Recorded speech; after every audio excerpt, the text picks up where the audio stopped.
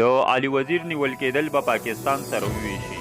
پاکستان د پخواني لومړي وزیر نواز شریف لور مریم نواز د پاکستانی پولیسو لخوا د پښتون ژغورنې غورځنګ د مخکښ او د پاکستان د پارلمان د غړي علي وزیر د نیول کېدو په اړه غبرګون کې ویلي چې د نوموړي نیول کېدل د پاکستان حکومت ته د خطر زنګ دی او دا حکومت به سره وویشل شي. هغه وایي د پاکستان د حکومت له لوري د علي وزیر نیول کېدل هیڅ ډول قانوني جنبه نه لري او حکومت د خپلې غیر قانوني کړنې نورې بندې کړي.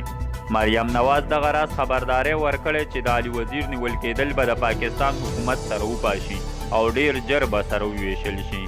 مریم نواز په تازه څرګندونو کې زیاته کړې چې د عمران خان په مشرۍ د پاکستان حکومت یو کېنول شوی حکومت دی او د ولس پر وړاندې توپیري چلند کوي. د پاکستان د پخواني لومړي وزیر نواز شریف لور مریم نواز د علي وزیر نیونه د پاکستان د یووالي پر وړاندې رد عمل بللی دی.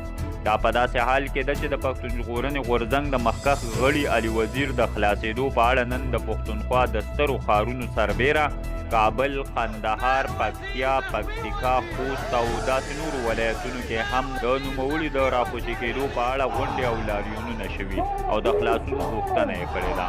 د نورو معلوماتو لپاره شاندار تلویزیون پاڼه خوښه کړئ. تر بیا کې چارې.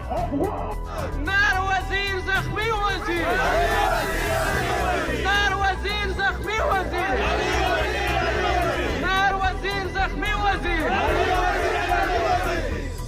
زوایم افغان وطن به وران وي، تاسې وایاست چې پښتون چې پاکستان دا وطن به وران وي.